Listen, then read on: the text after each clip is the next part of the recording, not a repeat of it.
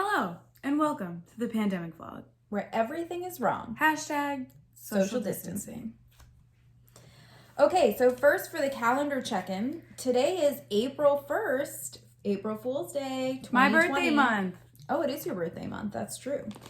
And our total active case count for today is 197,625, up from 175,143 yesterday. And now for our headlines.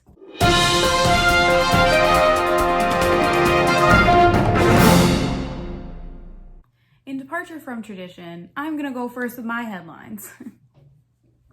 All right. So we talked about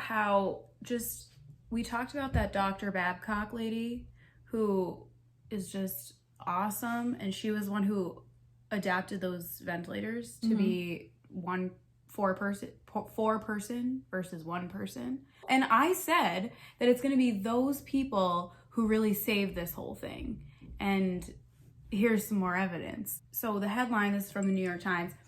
It says, DIY coronavirus solutions are gaining steam. So this says from Ireland to Seattle, so across the globe, there are people who are making basically PPEs and all this other stuff. That's really awesome. So there's a student in Zaragoza, Spain. He's using a 3D printer in his house to make a face shield for health workers, which I thought was really awesome.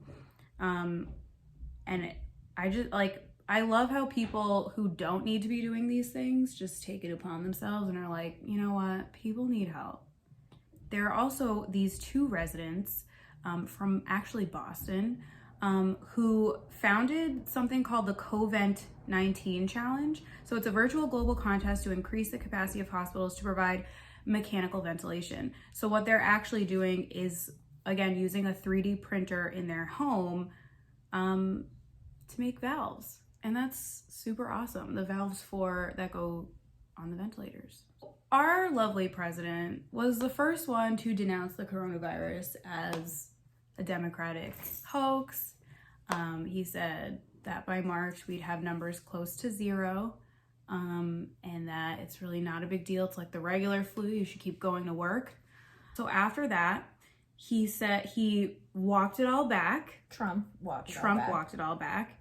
And yesterday during his daily White House press briefing, he said a couple of things, but he said, I want every American to be prepared for the hard days that lie ahead. We're going through a very tough few weeks. This is after he extended the social distancing guidelines for another 3 weeks. He says, great national trial unlike any we have ever faced before, and it would require the full absolute measure of our collective strength, love, and devotion in order to minimize infections. He says, it's a matter of life and death, frankly. Imagine. Then Dr. Fauci goes on to clarify that the 15 days that we've had of mitigation clearly are having an effect, Dr. Fauci said. But he added, in the next several days to a week or so, we are going to continue to see things go up. And then Trump says one of my favorite things of all, which is, what would have happened if we did nothing? Oh, I love this part. Because there was a group that said, let's just ride it out. Mr. Trump said, without saying what group he was referring to. That group was a one-man group of Donald Trump. Yeah, pretty much. All right, and more local news. There is a veterans home, a soldier's home in Holyoke, Massachusetts.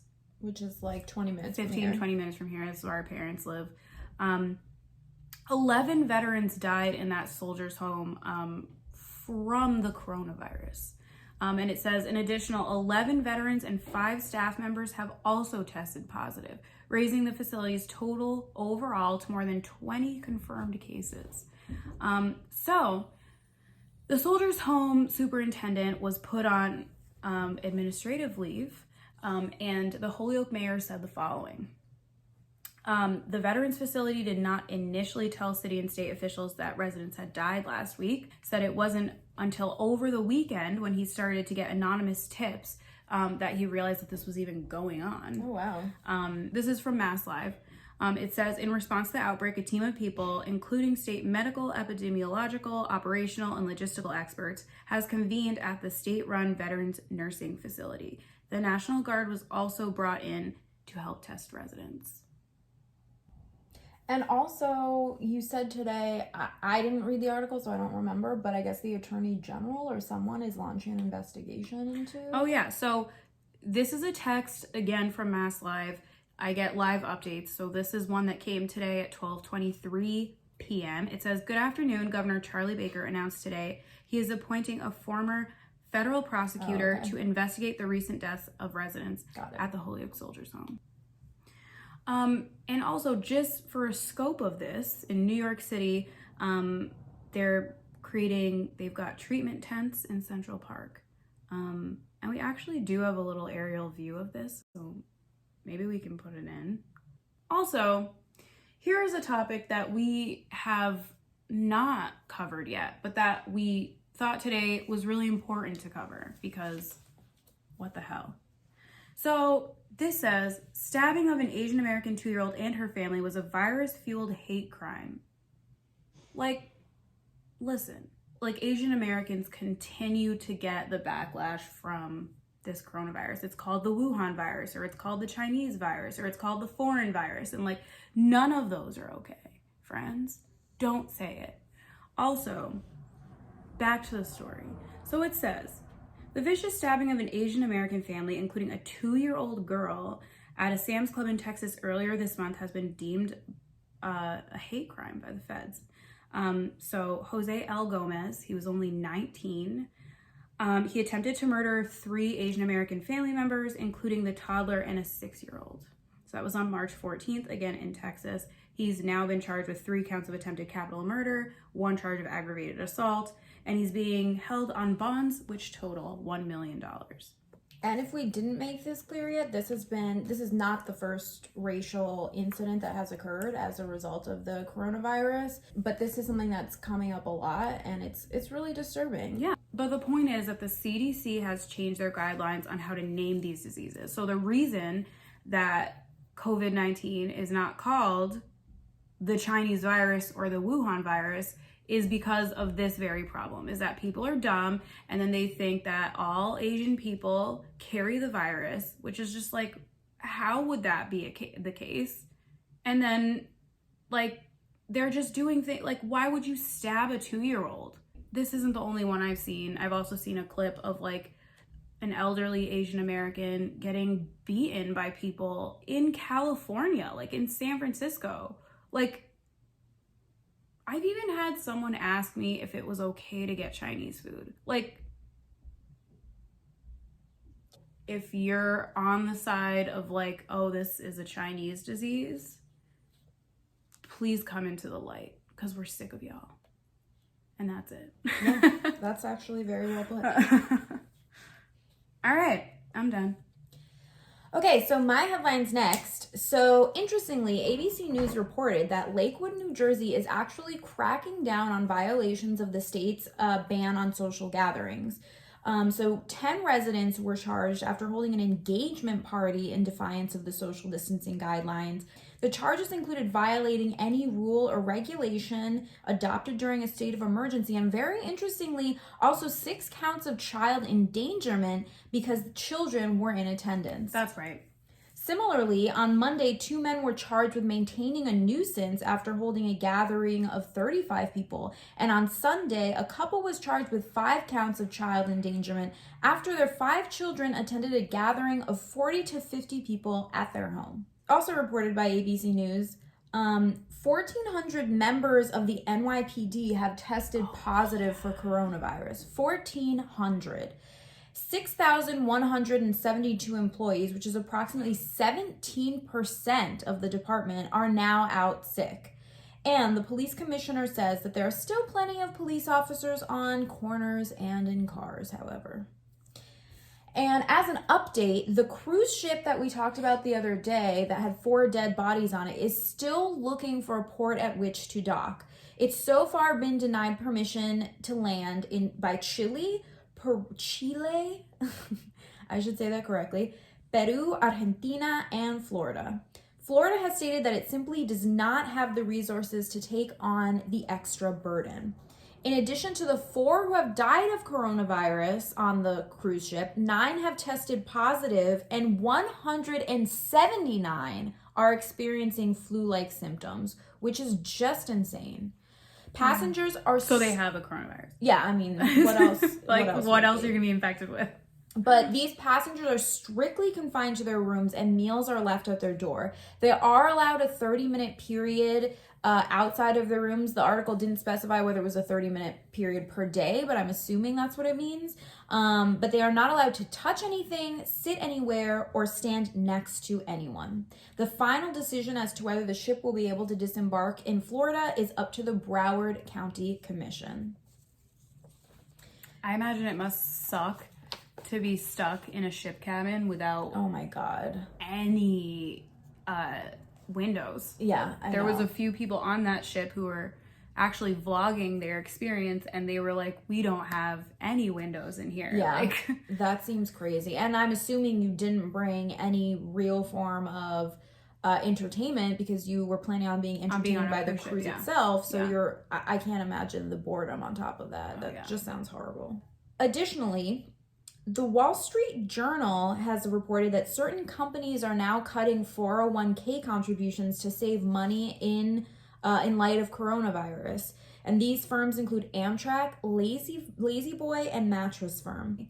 However, in contrast, the Los Angeles Times has reported that Comcast has pledged $500 million to help its employees during the pandemic, and 3 of its top executives will donate their entire salaries for charities focused on coronavirus. In addition, Walt Disney's executive chairman also announced that he would forego his salary, and the CEO of Walt Disney pledged to give up 50% of his. who was that, Bob? I don't remember. I didn't write down the names. But that sounds familiar. Finally, Netflix has established a $100 million relief fund for Hollywood workers, and Warner Media has allocated $100 million in relief for production crews. So this really warmed my heart because a lot of the time we're used to companies and CEOs being selfish, self-absorbed, out of touch with reality. But that's not always the reality, and so I felt good about this. This was a feel-good headline. Several large companies have found stockpiles of, or like not found, like they knew they had stockpiles of like N95 masks and like just various forms of personal protective equipment, and they've donated them, which is Also good news. also awesome. My last headline is from Vice. It reports that General Electric workers have actually launched protests demanding that their facilities be used to manufacture ventilators. Specifically on Monday, workers engaged in 2 separate protests here in Massachusetts. So at the company's Lynn, Massachusetts aviation facility and at the company headquarters in Boston. GE has recently laid off 10% of its domestic aviation workforce, which workers felt would jeopardize the company's ability to manufacture ventilators. So now we are going to switch to our senior South Carolinian correspondent. Carolinian. I think it's Carolinian. Carolinian correspondent, Edward. Oh! Hey, Edward, how's it going? Good. How are you? Good, thanks. Welcome to the Pandemic Blog. You're our first official West. Our first official guest. Yes, exactly. Our first official interviewee. So we were just wondering if you could start by telling viewers where it is that you are. I'm in South Carolina. I'm outside of Myrtle Beach. Oh, very nice. And what's it like there right now during the pandemic? I know you haven't really been out of your house that much because you've been observing social distancing, but what impressions do you have? Yeah, I would have to say I really don't have a clear picture of what it's like out in the world because I have been socially distanced now. What's like the legislation like? Like, are you guys under an order, an advisory to stay home, or what's going on? Nothing that I know of, although a lot of businesses have closed, schools are closed, Mm-hmm. daycares are closed. So I think it's pretty much non-essential stuff is closed. All right. Supermarkets have a truncated schedule. The Walmarts are not open 24 hours, but I think that's a nationwide policy. Yeah. And other supermarkets are closed relatively early. Oh. Do they have the old people times? I'm not sure. I'm not old enough to care. Fair enough. I'm the one who, I just did a shopping last night. I went during the final hour. The local supermarket is open till 11, and I went at 10 o'clock. And it was a great idea for the purpose of not being near people. There were 2 other customers the entire time I was there, and just like 3 employees that I saw. And it was bad because a lot of stuff was out of stock. Oh, really? Yeah. Like what you would expect, the usual culprits, like paper towels, toilet paper, stuff like that, cleaning supplies? Definitely that. I wasn't looking for this, but it was notable. The frozen meals were basically, the entire freezer was empty. Like the whole freezer aisle was basically empty. Oh, wow. So I wasn't able to get some of the frozen vegetables I wanted or the frozen juice concentrate I wanted. Oh, the frozen juice concentrate, that is so important. Oh, and a lot of bread. I was noticing some of the only breads that were available were like weird ones. Like some were these artisanal, like $6 a loaf breads. Some were like the crappiest breads, and all the buns were available. All the buns. That's actually really funny. It was funny. I saw something on Facebook. People were saying, it looks like a whole new generation is about to learn about the hamburger on a square piece of white bread that we used to eat as kids. And I was like, well, actually, I'm about to learn about eating peanut butter and jelly on a hamburger bun.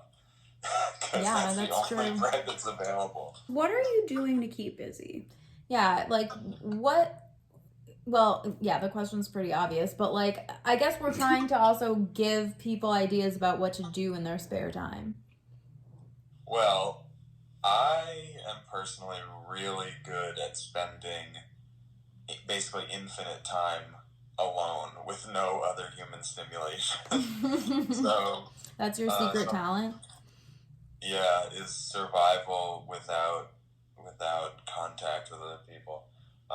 Lately, I've been playing video games. I keep looking over because I'm in the middle of playing The Legend of Zelda Breath of the Wild, which is a game that's like 3 years old that I hadn't played until now. So I'm doing that, and it's a very long game. And I've got so many others from when I actually used to play video games that would take an incredible amount of time if I felt like doing it. I've been learning a little bit about stock trading. That's productive. Yeah, so I've made some transactions. I made some purchases in the tumble. So hopefully I'll be able to capitalize on that in the next couple of years. Yeah, hopefully. Cooking, we're at home, so you gotta survive. So experimenting with different meals is good. I make videos also for some YouTube channels. I have a couple of them. What else? I mean, so I'm in South Carolina. I have a backyard. So I've gone out. I built my 25-year-old trampoline that was sitting in my parents' shed, and I can use that as a giant hammock, even though it's like basically broken and would probably be dangerous to jump on. So laying in the sun. I did some sprinting outside. Nice. One of the days. I did get bitten by a fire ant, which wasn't fun. Oh, I yeah. learned about fire ant toxicity, which was interesting. I played some paddleball. Oh, nice. I did some target shooting. What else? I've been exercising a lot. That's good. So I've read on people's Facebook, they're like, oh my god, I'm going to get so fat from this. I'm like, damn, I'm about to be best shape of my life because of this. Well, that's good. When people go to prison, it's like they don't come out not jacked. They come out like looking like they're about to compete in Mr. Olympia. So that's where I'm headed, I think. Yeah. It's done a lot of stuff. I mean, I have endless amounts of things I can do. Just random research any given day. I could spend hours just on the computer, on my phone, just looking things up. Because you do that on a regular basis, even when there isn't a pandemic. Yeah, it could be like a normal day, and I might just take my phone, lay on the floor on my stomach, and just read the phone for like 2 hours. What's the most surprising thing that's happened so far? I think the most surprising thing is the craze over toilet paper still. Like, why would I ever expect that? I was about to say, like, that people still support Trump, but that's not surprising to me. It's stupid, but it's not surprising. I suppose I'm surprised at how quiet the Democratic primary has become and how Joe Biden and Bernie Sanders haven't really weighed in much about the whole situation. Yeah, that's true. We actually haven't talked about that, but that's true. Like a bunch of Democratic primaries have been postponed, and like the election is just definitely on the back burner right now. What silver linings are there to this pandemic aside from exercise? Yeah, and being able to spend endless time alone, which you secretly love. I think there are many silver linings. For me personally, I'm getting to spend a lot of time with my family. I think a lot of people are getting to spend a lot of time with their family, although a lot of people have different opinions about whether that's good or bad, I suppose. But I think that's good. It's bringing people together, like, within their family units, even though it's separating us outside of that. And I think that's nice. The fact that we are reducing our carbon footprint during this time. True. We have clear air, clearer water.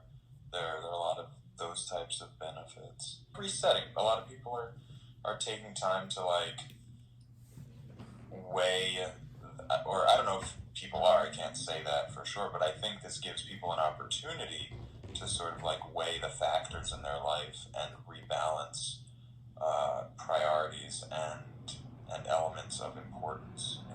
Like, you can't tune out the information about, like, current events information. Yeah, it's almost like something urgent is going on, so to take quiet time feels like it's too stagnant. Yeah, that makes sense. It's interesting. About a week ago, a little more than a week ago, like so I had a surgery scheduled for last Monday, the 23rd, and it was in New York City, even though I was here. And my intention was to drive up and go get the surgery and come back. But it got canceled the Friday before, like at the 11th hour. But going up to that, I was kind of stressed about going into New York, but I also wanted to get it done before all this, if it was possible. And once that was canceled, I kind of, basically, any anxiety about it just kind of went away. Except when I had to go shopping at the supermarket. Then I got a little anxious.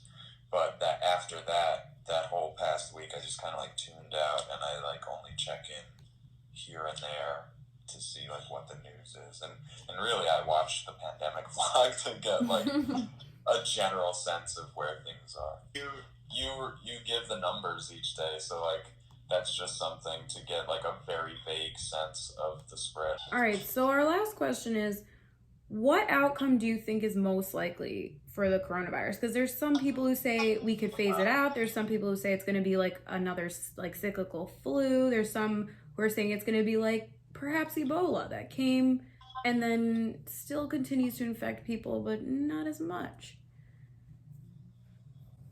Okay, so the coronavirus is a highly transmissible but not highly deadly virus. Well, COVID-19. I mean, the coronavirus that causes COVID-19, to be specific.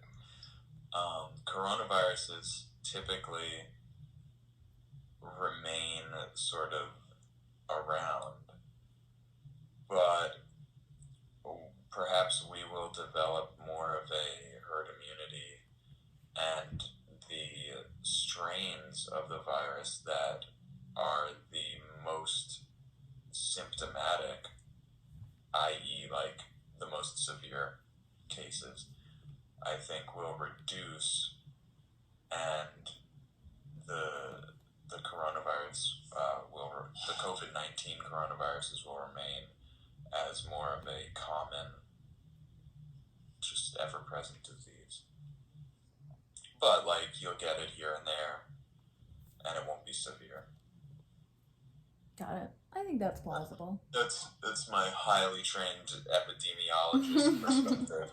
The most recent information I heard about vaccines for the coronavirus the information was if we get a vaccine, it will likely be a long-term immunity, not like a flu vaccine, but more like a measles vaccine that requires a booster. All right. Well, is there any other last words that you would like to share? Last words before I die of the coronavirus. So my last words would just be like, stay calm, but behave in a smart way, and have faith in the stock market, and buy a lot so that it goes up and I make money. All right. Well, with that, thanks to our South Carolinian correspondent. And we'll talk to you later. Thanks, Edward. Bye. Bye. Well, there you have it. And that's it for today. So, stay safe, stay healthy, stay socially distanced. # social distancing.